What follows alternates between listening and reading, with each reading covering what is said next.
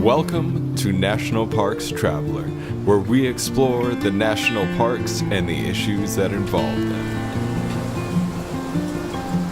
Hi, this is Kurt Repanshek, your host at National Parks Traveler. This past week, we reported on a celebration in the national park system. It marked the reopening of the Paradise Lodge and Annex in Mount Rainier National Park after 2 years of much-needed restoration. We also passed on word of the awarding of a contract to complete the rebuilding of the Sperry Chalet in Glacier National Park and offered some tips for first-time RVers heading into the parks. You can find those and other stories at nationalparkstraveler.org. In this week's show, we talk with Jacob W. Frank, one of the staff photographers at Yellowstone National Park, about what many of us would consider a dream job. And we offer an overview of visiting some incredible national parks in South Dakota.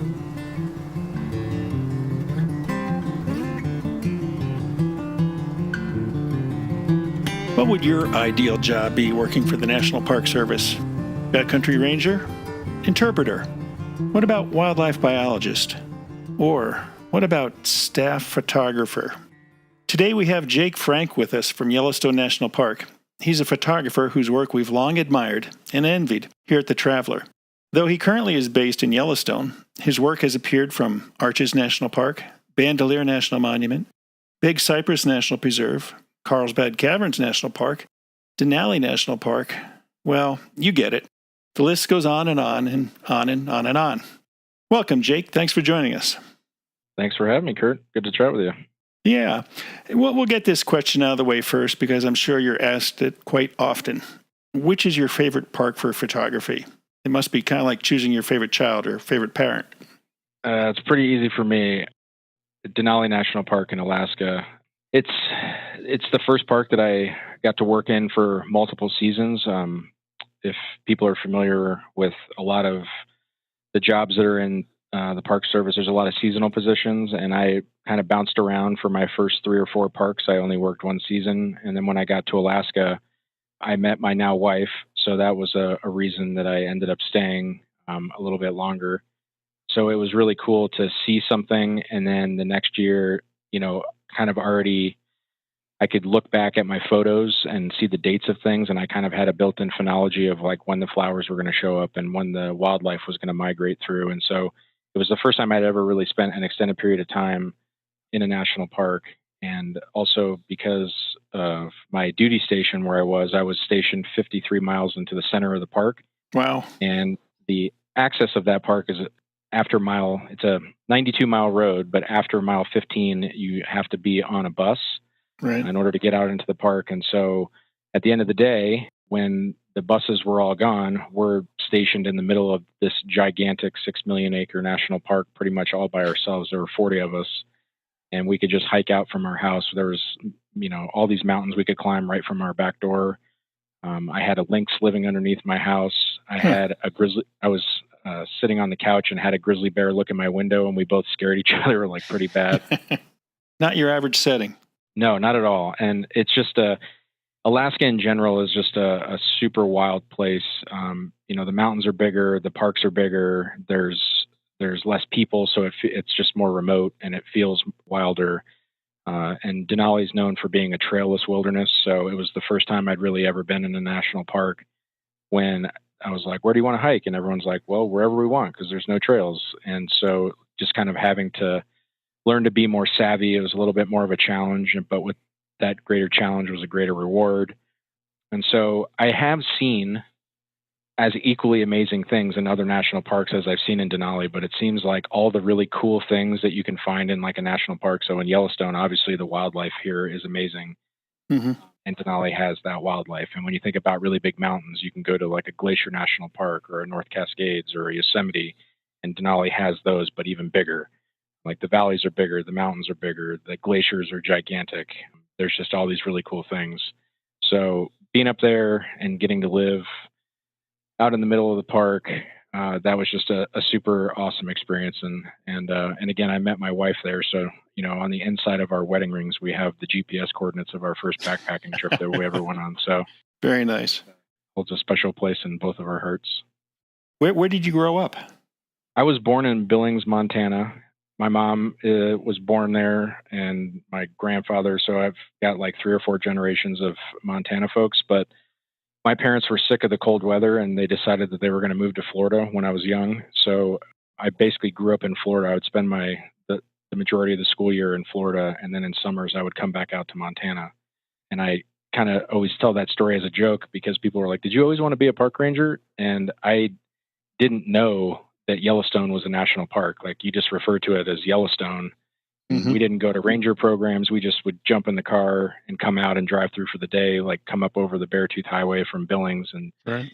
drive around in Lamar Valley and then come out the north entrance. And so it was, I would say I got a little bit of city in me from growing up in Florida and near the beach down in South Florida. I went to school in Gainesville at the University of Florida.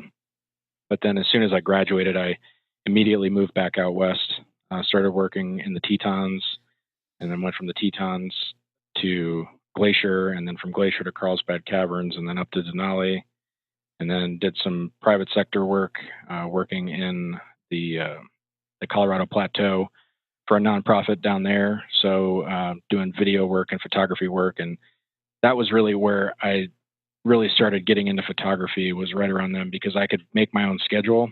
And being in the Four Corners area, that, like, the Colorado Plateau is one of my favorite places in the United States too.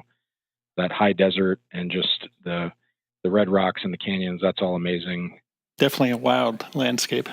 Yeah, and there's just and not, there's all of that, just like the beautiful landscape, but then there's all of the historical ancestral Puebloan culture that growing up in Florida I didn't really learn a lot about. So I was just blown away that I had not even known that there's these civilizations that have been here for 100 years, or like over 1,000 years in some places. And that was just super interesting to learn about that, and to visit places like Chaco National Historic Park. You can go out there and just hiking around, you'll find like a potsherd and you can see the fingerprints from the people who made it like 800 years ago. That's just a really cool thing to be able to. So did a little bit of that. And then from there, eventually got back into the Park Service. But that whole time when I was working in the Four Corners area, I was just trying to work as much as I could in a short period of time, so that on my long weekends I could stack 4 or 5 days together, and then I could go out to another national park and photograph, and just was really trying to build up my portfolio to make myself a competitive candidate for a job that I'm currently in. Definitely living the dream. Did you train in photography, or did it start out as a hobby that evolved? It started off, so I have zero training in photography or videography. It's I have a lot of Park Service jobs, the type of job that I'm in. So my actual title is audiovisual production specialist, and for short, I just tell people I'm the videographer, but I do photos and videos and social media for the park. And there's not very many of these jobs. I would say there's a handful total. And so the majority of people in parks that are doing social media and photography and videography are doing it as a collateral duty. Right. And so basically any job that I was in, I would work as hard as I could to get the things that I had to do done first, so that I had more time to try to, fill a vacuum, whatever park I was in. So when I was in Alaska, the person who was their media specialist had just left, so it was vacant. And so I kind of weaseled my way into a winter volunteer position. I said, "Hey, this guy's gone and you need some help with this. I don't really know how to do that, but you're not going to pay me. I would do it as a volunteer." And there's a lot of volunteer opportunities in the National Park Service, but it really, to do something that you want to do, it really requires you to kind of already have a network. So, I get asked that question all the time, like, how do you start volunteering? And there's really not a great answer, but getting in with a park near you and starting to, build up your network, so that way when you want to go to some other place, that person that's in there can help contact. And so I just worked that whole summer, and so they knew who I was, and they were willing to keep me on for the winter, and like they would give me a free place to stay, and I would help with various media projects. And so I just started, taking pictures and doing social media, and they're like, "Hey, you're pretty good at taking pictures. Do you want to join our social media team?" And I said, "Okay, sure." And then they're like, you're pretty good at writing for the social media posts. Have you ever thought about developing a wayside exhibit? Like, we're trying to work on these projects. And I had never worked on like InDesign or any of the design programs before, but I said, sure, I'll give it a shot. And I did it. And they're like, hey, you're pretty good at designing this. Have you ever thought about making a movie? And I said, no, but sure, I'll give it a shot. And then, 8 years later, now I'm here. So it's just been... No, I was going to say, Dan Wenk, the former Yellowstone superintendent, I remember when I first saw your name attached to Yellowstone, I asked him about that, and he said he's just stockpiling the best of the best as much as he could. So he was obviously impressed by your photographic skills. Well, and to go more about like the importance of the networking is when I was volunteering in the Colorado Plateau area, I had never met Neil Herbert, who was the Canyonlands and Arches videographer and photographer, but I had known him just through his work. He's another, I would say he's one of like my National Park Service mentors. And I had the opportunity to meet him when I was living in the area, and we went out and shot a bunch of times, and he ended up promoting to Yellowstone into my position that I'm in right now. And then when he promoted to another level up, he was responsible for backfilling that position. And because we had worked together in another place and he had seen my work and I had just reached out as a volunteer, that basically helped put me on the short list for this position when it was advertised. And so the Park Service is a really small network of people, especially when it comes to like design and media and video and photography. There's really, I would say, it's very small, and everybody seems to know everyone. And so again, it's just with like everything else, is that building that network and building relationships with people is just, with anything in life is really important. And so when that job came open, I applied for it and had the opportunity to come and work here with him for a couple of years. He's recently just moved on. He's working for the Department of the Interior, doing photos and videos for the entire fire, basically like I don't know the exact position, but he's basically in charge of building up how we communicate about fire. So like getting photos and videos and starting to build out web pages and developing content and establishing a social media presence. So it was really a great opportunity for me. I feel like to get to work with someone as talented as him. And, he's really good about pushing me and getting me out of my comfort zone. And when you're working with somebody who's also really talented and they get a really good sunrise shot, you're like, I should have got up that morning. And then the next time you're like, all right, I'm going to get up early and I'm going to go get a better shot. And so there was that like really that fun, healthy competition between the both of us. And I feel like it was a really fun opportunity to get to work with them here. Yeah, it sounds like it. We're talking today with Jake Frank, the audio video wizard from Yellowstone National Park. We're going to take a short break and we'll be right back. Listener and reader support make National Parks Traveler possible every day of the year. If you enjoy Traveler's content, please consider a donation via nationalparkstraveler.org. RV Share provides not only an option for renters to enjoy the perks of RV travel without having to buy one, but an opportunity for owners to earn income by renting theirs out. You'll find everything from large and luxurious Class A RVs all the way to small and easy-to-tow pop-up campers. You can even use their filters to find an RV that is dog-friendly or one that will be delivered right to your campground. Visit RVshare.com to start your search for the perfect RV rental or to list your RV. Washington State is graced with 3 spectacular national parks, each different and special in their own unique ways. As the official nonprofit partner and the only philanthropic organization dedicated exclusively to supporting these parks through charitable contributions, Washington's National Park Fund has a mission to deepen the public's love for, understanding of, and experiences in Mount Rainier, North Cascades, and Olympic National Parks. Share your passion for these parks at WNPF.org.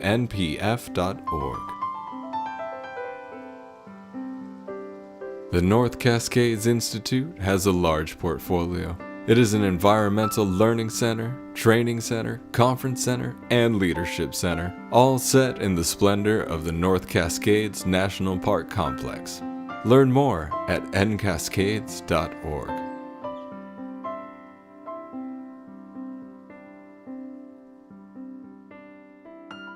Okay, we're back with Jake Frank, the audio-video wizard from Yellowstone National Park. We've been talking about the role he's providing the Park Service. Which do you prefer photographing? Landscapes, wildlife, people? I mean, you're kind of tasked with all those categories, aren't you? I take pictures of whatever's in front of me. I would say, I don't know that I have a favorite. I would say people are probably the thing. I don't want to use the word I don't like it, or the phrase I don't like it, but I would say because that's the least experience that I have with that. Mm-hmm. But right now in Yellowstone, because I'm in a capacity where I can actually shoot and that, like, my job is to develop content for various campaigns that we're working on. And there really is a need for good, high quality, people doing work in uniform and showing that, like, the various faces of the National Park Service. And so this summer we have like a concerted effort to try to document as much as we can. So that's been kind of a fun project, is that I don't see it as like, I don't shy away from it. I see it as like, this is what I'm not very good at. So let's shoot a bunch and get a lot more practice and figure out what works and what doesn't work. And so it's, this year we started a campaign a few weeks ago called What We Do Wednesdays, where we just highlight a different task. Because I think when people think of rangers in national parks, they think of people at entrance stations and people at visitor centers, and mm-hmm. Maybe the cop or the law enforcement officer who, if you're doing something wrong, they come over and write you a ticket. Mm-hmm. But in Yellowstone and in most national parks, there's an entire city of people, that have.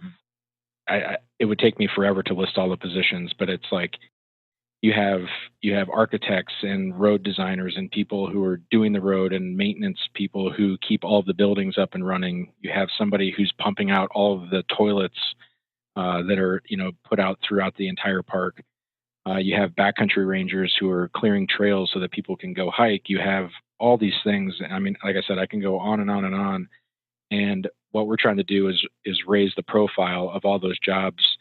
One, just so that people have a better understanding of what we're doing. Mm-hmm.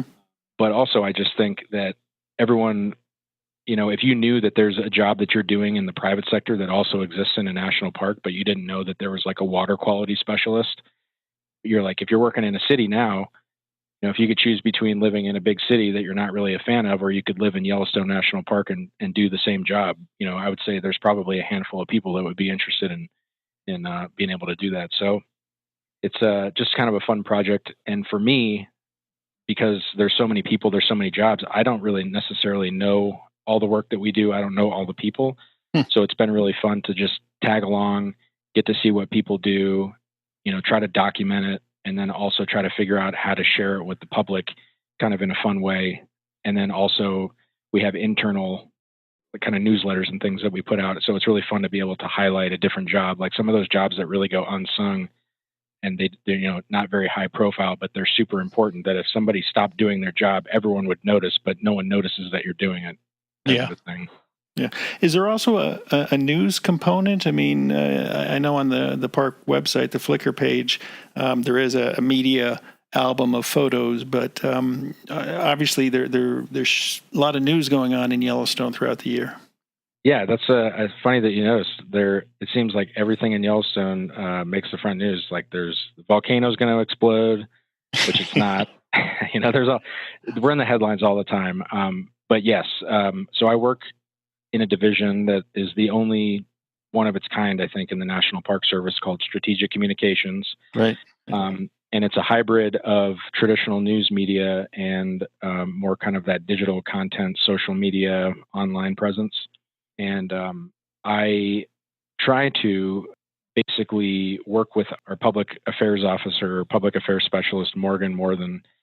And when she reaches out, or when she gets requests for different stories or whatever it may be, if we're talking about a particular topic, if you're going to put out a story on social media, you can put it out with text, or you can put it out with like a captivating, interesting photo. And if you have good content, content is king. It's going to go much further. It's going to grab people's attention.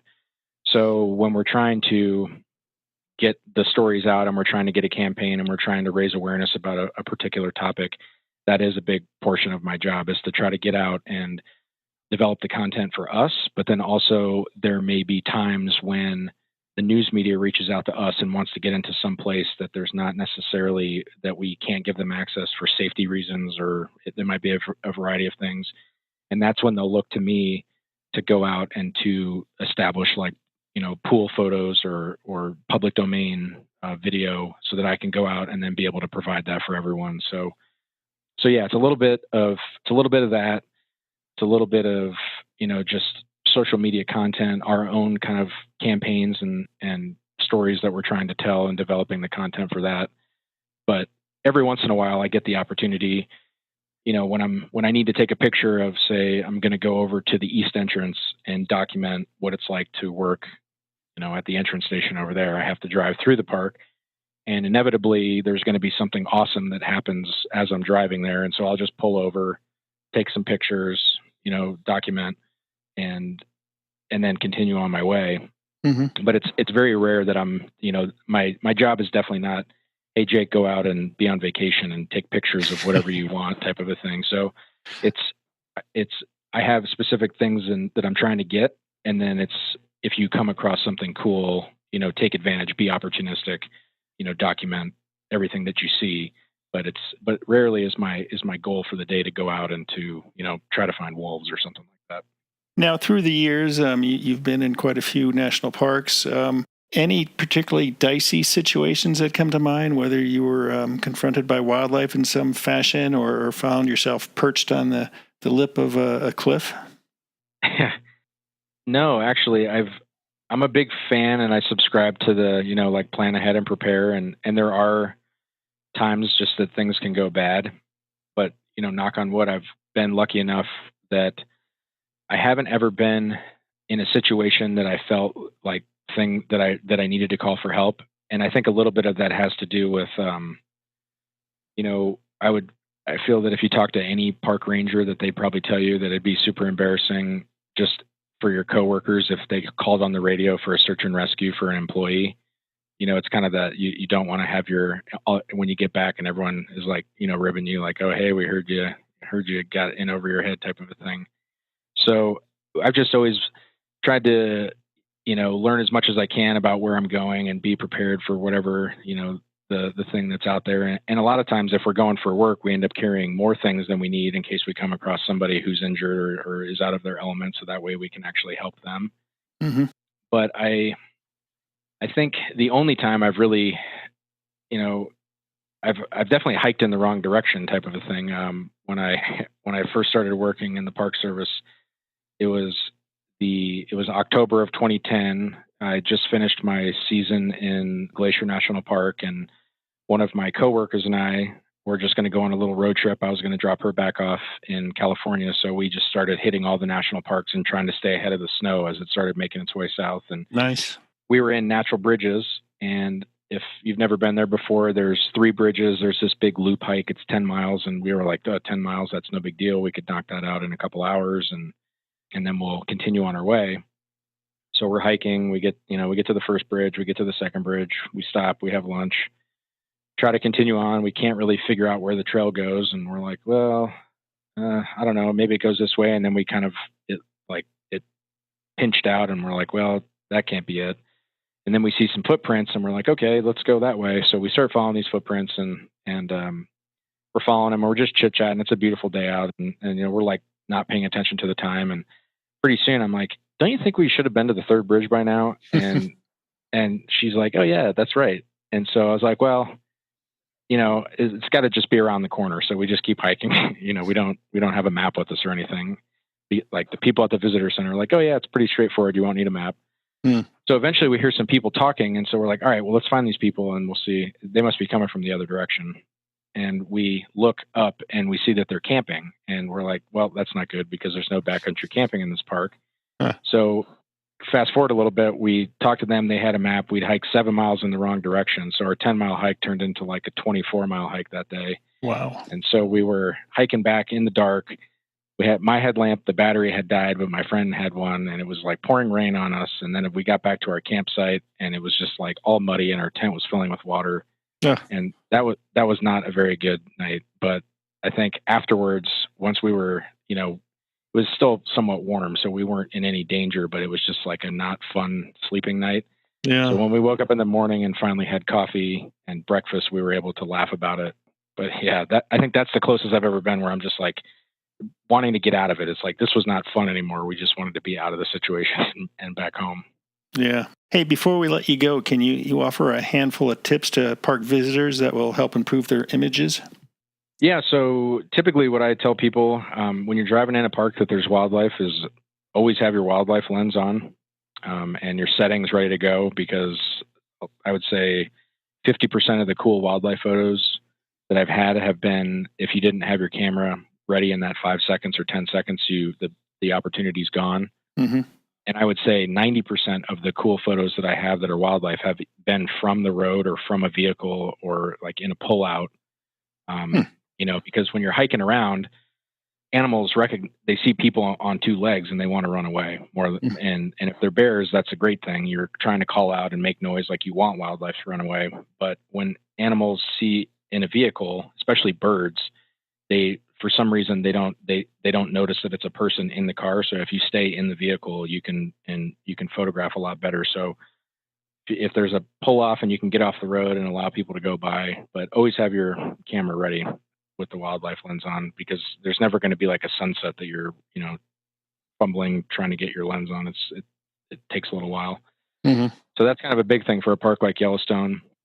But other tips, like right now, it's a beautiful time of year out in Lamar Valley and with all the bison newborns. So you got bison calves right now, and we just saw our first elk calf this week. And it's just a really fun time of year to see kind of the green grass and the flowers and everything starting to come up. But that's also you want to keep your head on the swivel, because you never know. You're going to walk around a corner and there can be, an elk literally right outside the door, or, moms can bed their calves underneath your car. So you don't want to, get in a bad situation. So we've just been kind of encouraging people, to keep the safe distances, use your wildlife lens, a zoom lens. And one of the big things that we have is we've been pushing this campaign called the Yellowstone Pledge. Mm-hmm. And we get questions all the time, about social media and what that's doing to parks. And so the social media, this campaign that we started, is an effort to kind of use the tools that we have, social media, to be able to promote how to be a responsible photographer and a responsible visitor in general. And there's kind of like, there's a big list in there, top 10 ways on how to put the pledge into action. And a lot of it's just, if you've been to national parks before, it's probably common sense. But for people who are just getting into visiting national parks and wanting to, learn more, it's kind of a fun way to, encourage your friends and family and other people on how to, protect these places that we really care about. We're saying, take care of the places that take your breath away.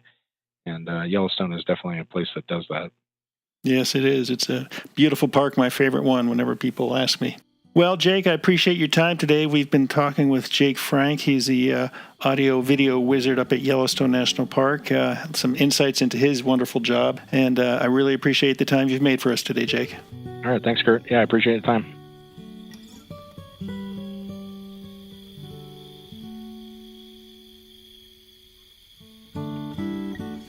The Blue Ridge Parkway Foundation is the primary nonprofit fundraising partner for the Blue Ridge Parkway. It is made up of people who have a deep love for this majestic road and want to ensure that its natural beauty and the experiences it offers endure for generations to come.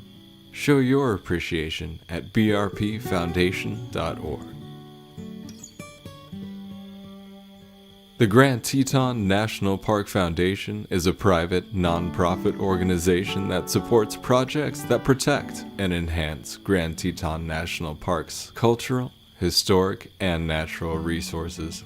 By funding initiatives that go beyond what the National Park Service could accomplish on its own, foundation donors improve the visitor experience and provide benefits to the national park system for decades to come. See their successes at www.gtnpf.org.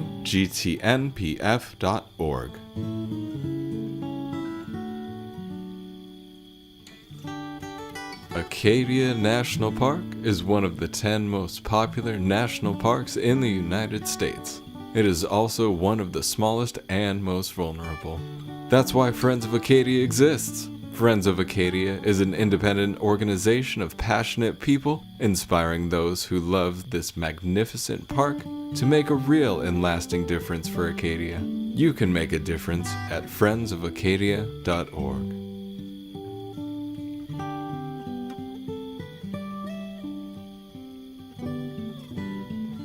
They had me surrounded at the border of Wind Cave National Park and Custer State Park in South Dakota, that is. And they were a dusty herd of bison, moving from one lush meadow of grass to another, with their skittish young red dogs in tow. That geyser-rich national park in northwestern Wyoming might be known as the bison capital of the national park system, but here in southwestern South Dakota, the bison at Wind Cave were out in full force and milling all about. Some paused briefly to consider whether I was a threatening predator of some sort or simply a mere curiosity. It had taken me 9 hours to drive from my Utah home to Wind Cave, and smarter folks likely would opt to fly into Rapid City. However you get to South Dakota, there are some very good reasons to drive through this particular section of flyover country. Rent a rig when you get off the plane in Rapid City. You'll soon find yourself in wayward parts of the national park system, replete with bison, caves, and badlands that you will remember forever, particularly if you're from some wet and lush landscape. Jewel Cave National Monument, Badlands National Park, Wind Cave National Park, and Mount Rushmore National Memorial all are within an hour's drive of Rapid City. They alone will easily justify your spending a week's vacation exploring these parks. Toss in the Crazy Horse Memorial and Custer State Park, and 10 days or more wouldn't be too much for an exploration of this landscape, both above and below ground. Where do you begin? Head southeast from the airport, 61 miles to Badlands National Park. Covering nearly 250,000 acres, this park started out as a national monument back in 1929. It is hauntingly beautiful in its seeming austerity, evidence of the harsh environment and the poor soils found here. Badlands embraces a colorful landscape that began to take form 69 million years ago, back when water covered this part of the country. Once the inland sea drained away, the ebb and flow of rivers and floods added more sediment, and over the eons, the rippled and eroded landscape was revealed as you see it today, with its stripes of mineral coloration. Here and there in Badlands there are bits and pieces of ancient life. Back in 2010, a 7-year-old visitor to the park spied a partially exposed fossil that turned out to be the skull of a 32-million-year-old saber-toothed cat. You can start your exploration on the main park road that follows the northeastern boundary of the park's north unit. Stop at one of the overlooks and you'll gaze out over a panorama of prairie and colorful badlands. Careful where you step though, as this is rattlesnake country. Here in the north unit you'll find the park's only lodging, Cedar Pass Lodge. Another resting place lies just outside the north unit, near Wall Drug. Frontier Cabins Motel offers well-kept cabins and even teepees for those seeking more western flavor. For more of an adventure, head to the park's Stronghold unit, which is part of the Pine Ridge Indian Reservation, and set out on foot to explore this rugged landscape. Just be sure to carry enough water, as what you'll find there more than likely will not be fit to drink. From Badlands, head southwest to Hot Springs, South Dakota, the gateway to Wind Cave National Park. It's approximately 60 miles of back roads, so check with the locals about road conditions before setting out on this route. If you're not that adventurous, a 92-mile route that takes you through the Pine Ridge Indian Reservation might be a safer choice. Wind Cave is one of the oldest units in the national park system, designated back in 1903 when it became the country's 8th national park. It was named for a small crevice in a hillside through which winds have been clocked at more than 70 miles per hour. Above ground, the rolling pine-studded surface of the Black Hills is beautiful, with several hundred bison, countless pronghorn antelope, and roving bands of elk. Wind Cave's bison herd started in 1913 when 14 of the animals, 7 bulls and 7 cows, were shipped west from the Bronx Zoo in New York City via rail to the park to kickstart a bison conservation effort that is responsible for an astonishing number of today's herds. Sign up for one of the park's underground tours where you'll see rare and fragile boxwork cave formations. Above ground, there are some nice hiking trails at Wind Cave, or you can drive around the entire 35,000-acre park via US 385, South Dakota 87, and Park Route 5 in about an hour. Take longer if you dally to stretch your legs in the beautiful rolling Black Hills setting. There is no lodging in Wind Cave National Park, but the Elk Mountain Campground is one of my favorites in the entire national park system. Now, just about 45 minutes west of Wind Cave, tucked away in the Black Hills National Forest, is Jewel Cave National Monument. This overlooked park system unit was established in 1908 as a monument overseen by the U.S. Forest Service. In 1933, the Forest Service handed it off to the Park Service. While Wind Cave might have the world's greatest collection of boxwork formations, Jewel Cave counters with the world's greatest collection of dazzling white calcite spar formations. It also happens to be the third longest cave system in the world, with some 200 miles of mapped passageways and more exploration pushing the length longer. When the Park Service decided to expand the cave tours at Jewel Cave, it had the help of cave explorers to choose where they should put the cave entrance. While the natural entrance is reached via a short hike and is used these days for lantern tours, the main visitor center sits more than 200 feet above the so-called target room that Herb and Jan Cohn discovered in the early 1960s. Midway through the 60s, after some meticulous above-ground mathematical calculations determined the exact spot above the target room, an elevator shaft was sunk down to this chamber. Today, you get a quick 27-second ride down to the target room to begin the popular scenic tour. Don't neglect the monument's above-ground trails. Unless you're waiting in line to buy your cave tour ticket when the visitor center opens at 8 a.m., you might have to wait an hour or more for your trip. Spend it taking a hike down the Canyons Trail on the landscape above Jewel Cave. From this national monument, head east on US 16 to the town of Custer, South Dakota, and just beyond it, Custer State Park. Sharing a common border with Wind Cave, this state park boasts about 1,300 bison in its herd, roughly 4 times as many as the national park next door. You could spend a week at Custer, fishing, hiking, paddling a canoe, and watching wildlife. After your stay at Custer State Park is over, follow US 16A to Mount Rushmore National Memorial to see the iconic stone presidents, Washington, Jefferson, Lincoln, and Roosevelt, that were carved into the Black Hills during a 14-year period from 1927 to 1941. From there, it's only about 24 miles back to Rapid City and your flight home. This collection of national and state parks in western South Dakota is well worth the time and effort to explore. For National Parks Traveler, this is Kurt Repanshek.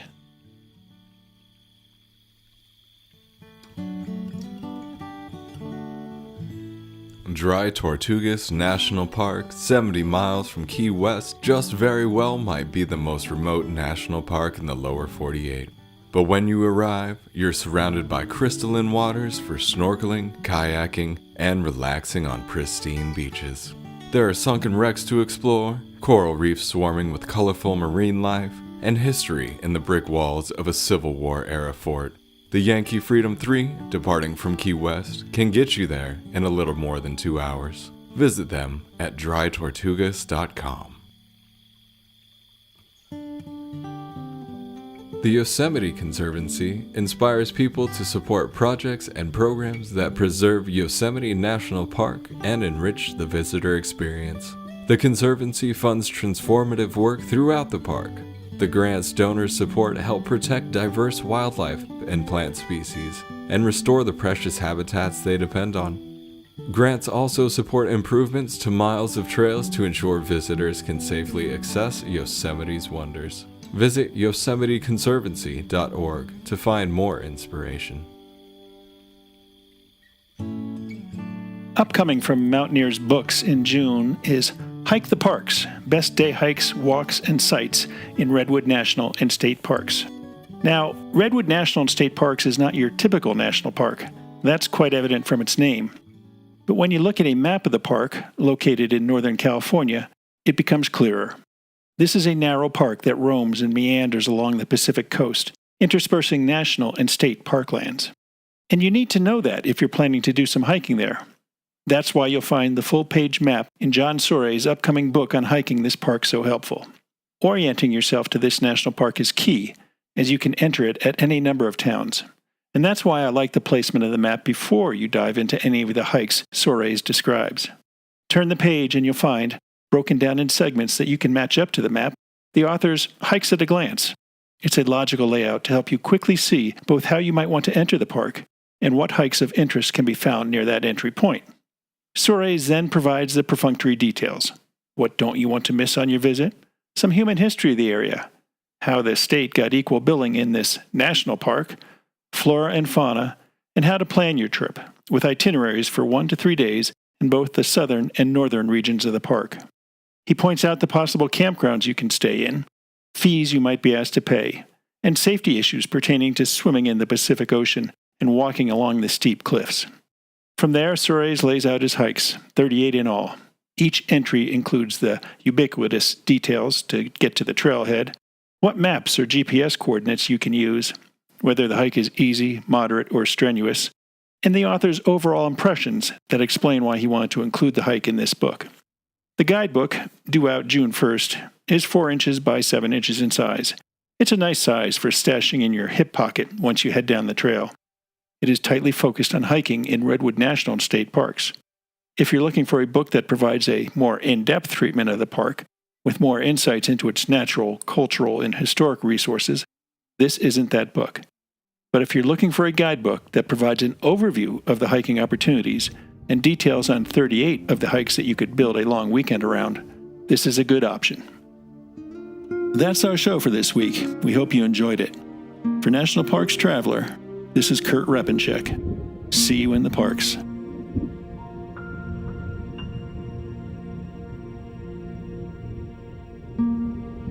The composers and musicians at Orange Tree Productions have created a unique collection known as the National Park Series that has grown to include more than 30 CD titles. Composed against the backdrop of a park's sounds of nature, these musical scores will connect you with these beautiful places and take you there, at least in your mind. This collection is the #1 selling national park audio series in the world and provides the background music for National Parks Travelers podcast. Visit them at orangetreeproductions.com. National Parks Traveler is a 501c3 nonprofit media organization that provides daily editorial coverage of national parks and protected areas. Traveler's coverage is made possible by reader and listener donations. Visit us at nationalparkstraveler.org.